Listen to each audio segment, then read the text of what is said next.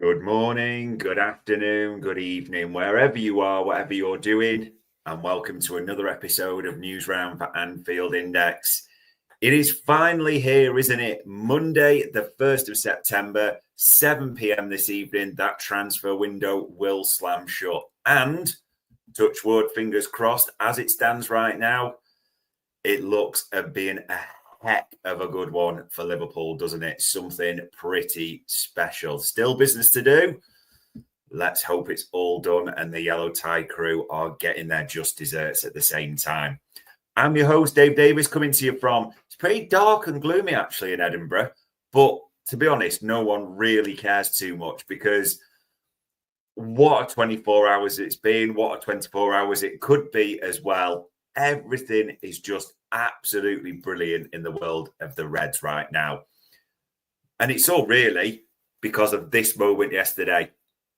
I was at Anfield. I'm still hoarse from it now. Still had an 8-hour round journey, but generally don't care because as it says on the screen, Dominik Szoboszlai, stunning late free kick, sees Liverpool beat Arsenal at Anfield. It wasn't a classic. Trust me, the ground, we were all chatting, especially at half time, to say, is there a danger of actually a football match breaking out? And I'm going to be honest, Liverpool are a team, as we know, that have made a lot of signings, integrating new bodies and working up to speed. Arsenal are a team that's simply set up not to lose. Arteta literally just looked at his side and went, who are the biggest? And put them on paper, think I'll nick it from a set piece, that type of job. But he met an absolute red wall, punctuated by a moment of absolute magic, and it really was. And this is weird now to say.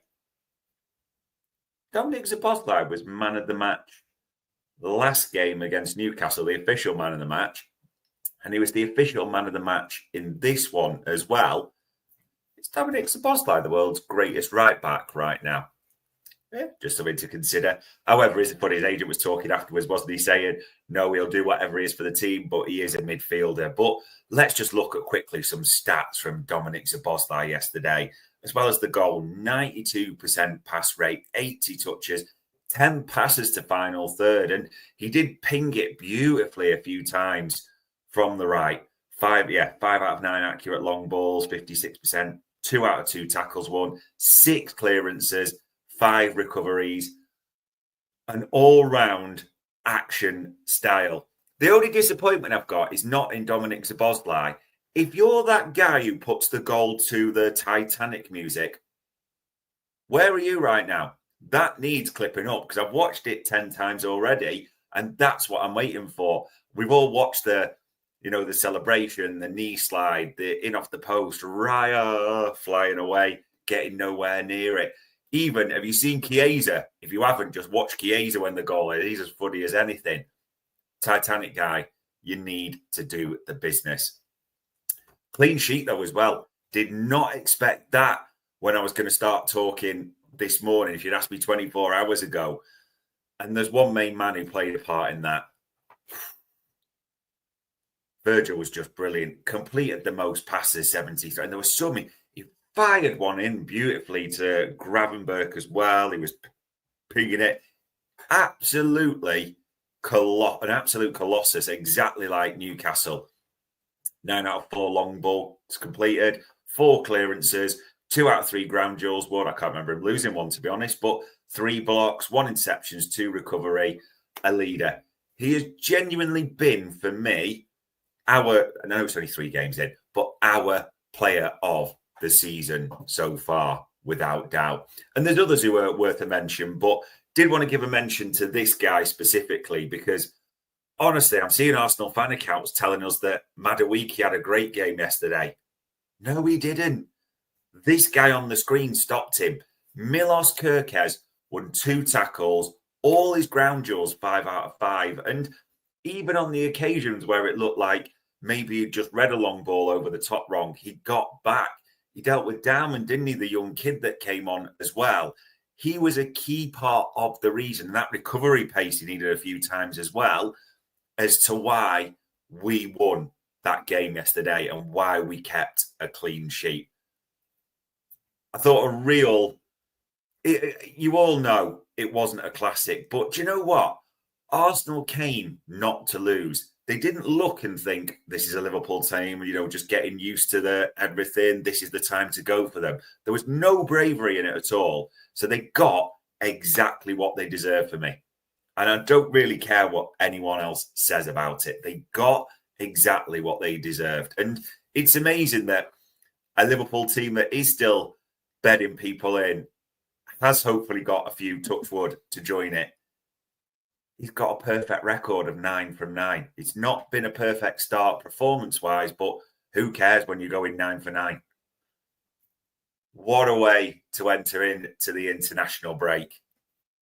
And yet, looking at the chat panel, I'm talking about the game, of course, which is the most important thing, people, on the pitch. But I absolutely know where you want me to go for all of this. So let's get into the transfer window. 7 p.m. tonight, remember, it shuts. Me and Trev will be doing a show. We'll have David Lynch on later as well for Media Matters, probably around lunchtime-ish. But let's get into your transfer stuff.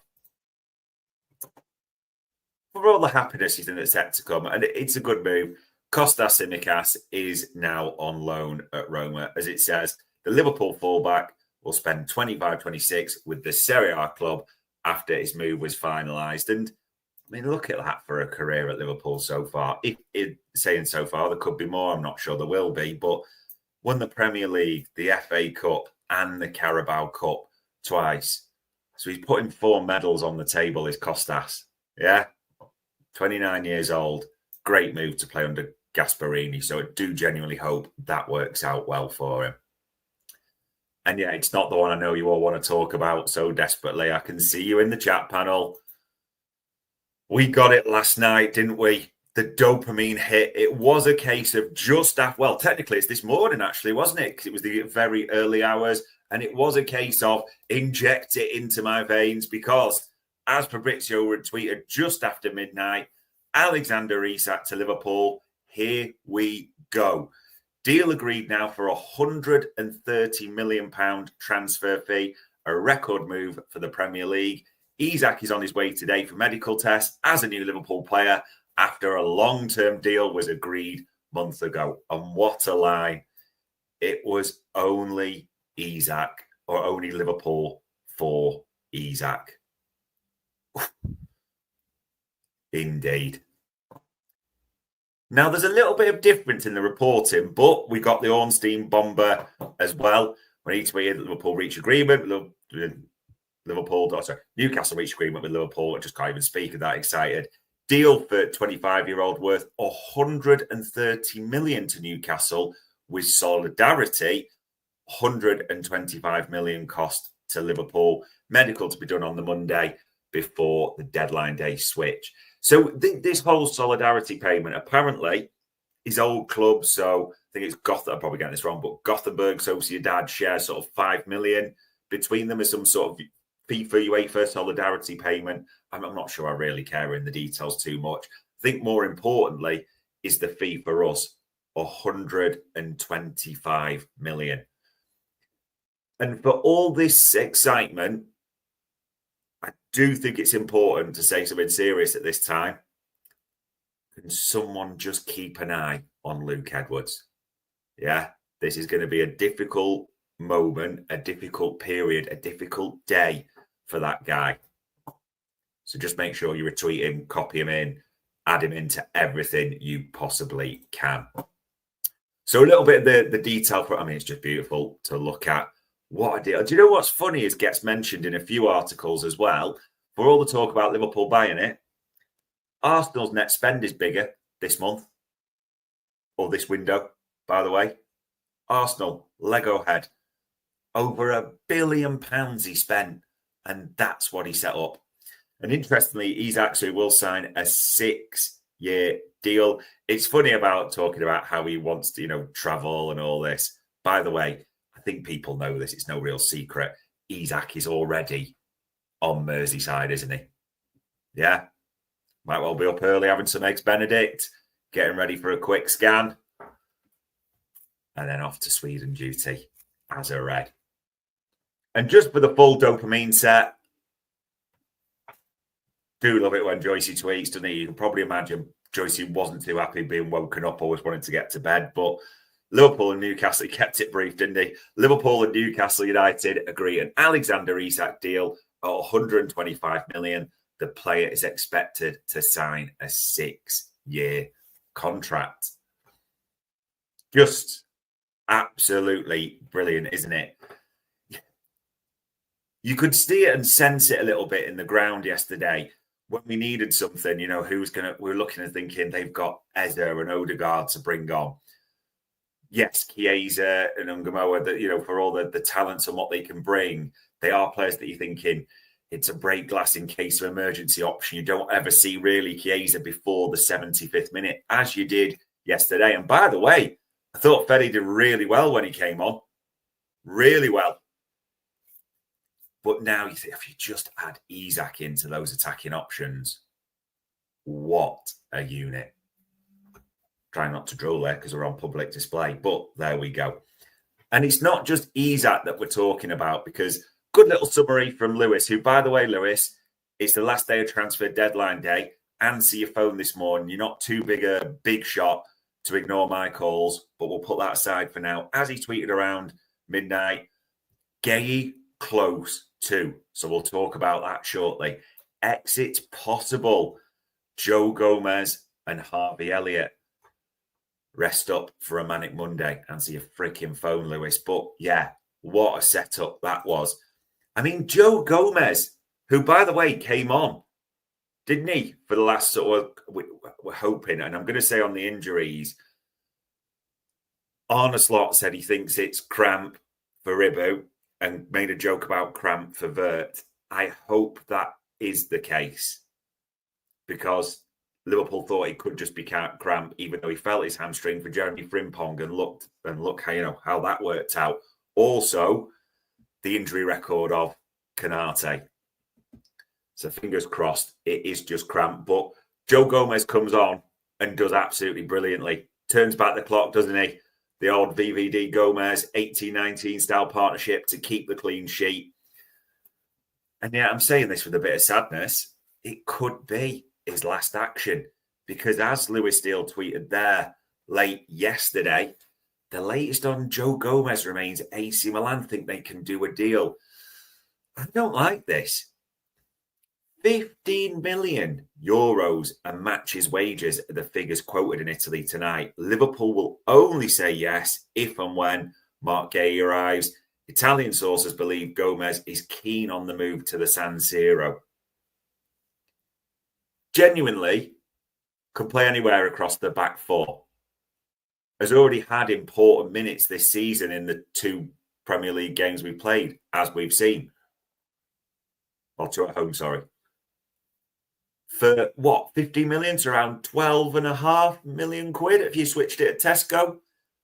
What's the point? Would we not rather get Guehi and then have Gomez as cover, especially as we do target everything this year?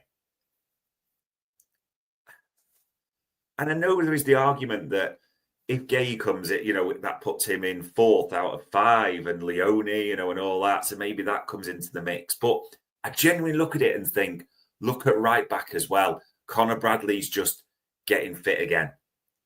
Dominik Szoboszlai is having to play there at the moment. Jeremy Frimpong's just got an injury. Do you really want to be selling your cover that cheaply? And just think about this carefully. It would be one, actually, if it does happen, I wouldn't be too keen on, especially at that price. And I would be sad to see Gomez, because, I mean, he was due a testimonial, or he is due one as it stands at the end of this year. We will see what develops on that. But this is the other dopamine hit. And you could see at the end of that Villa Palace game yesterday, all the sort of Palace players, like Henderson especially, was trying to push him towards the crowd, you know, the travelling Palace support to get an applause.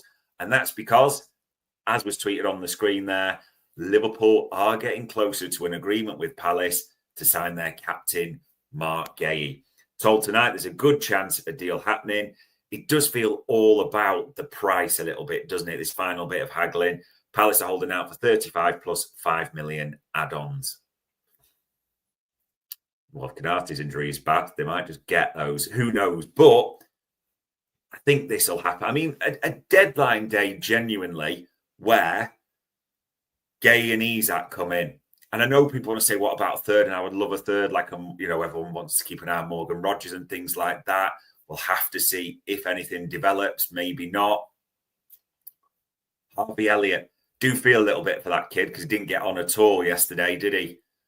And especially if Isak joins, he's got no hope a minute. So that is another one to keep an eye on. Could it unlock another? There's so much just to keep an eye on today. It is going to be tremendously exciting. But just in case you missed it, Dominik Szoboszlai, man of the match again. What a free kick. VVD, an absolute colossus. And also his Szoboszlai's Hungarian counterpart, Milos Kerkez. Give credit to him as well yesterday. Kostas Tsimikas is now on loan at Roma. Good luck to him.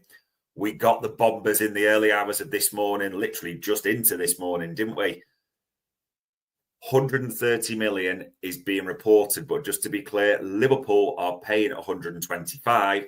It's worth 130 to Newcastle in terms of these solidarity payments to his former clubs. Even Joycey was annoyed to be woke up. We are waiting on Joe Gomez. If Marc Guehi, as it says, moves to Anfield, 15 million euros. I really don't like even reading this at all, but obviously we've got to keep an eye on deadline for Gomez and Harvey Elliott as a potential departure at the same time. Fully expected that the England international and the top striker in the league join Liverpool before the close of the window. I mean, what a statement that is. Just absolutely sensational. And I do want to just finish on something a little bit different here. Sounds like a comedy sketch a bit, but it's genuinely a serious topic. That a guy actually came up to me in Hotel Anfield because I was at the game yesterday. Really nice guy from the Red Indians who was telling me about an initiative. Now, they do loads of bits for charities. If you can, dig deep, get involved, want to support them. This is absolutely brilliant. So it's LFC, redindians.co.uk. Look at this, guys. Let's go for Diogo. So it's based on, obviously, the memory of Diogo, and it's supporting 20 different charities. Some you'll know, like the LFC Foundation, the JC23 Foundation as well, but others that are close to their hearts. And it's actually explained to me, I had to get my head around it, that if there's 20 goals, say, scored in a Premier League week, some of the guys will run 20 miles. Some of the guys will swim 20 miles, skipping, all sorts of things going on. So they're actually encouraging others to get involved. If you do want to donate and you can dig deep at all, it does have its own page. But if you go to lfcredindians.co.uk, you'll see it at the top where you can click the link and get more information. So generally, to my embarrassment, because I didn't get the guy's name, so whoever it was, really nice to meet you, and what a great cause, especially if you can dig deep for that one, Reds. But today, you're going to be glued like me. Yeah, less than 24 hours to go. So again, we'll have David Lynch on later for you. Again, we'll have a transfer show. I'll have to see if me and Trev have actually got yellow ties, to be honest. I don't know where they are.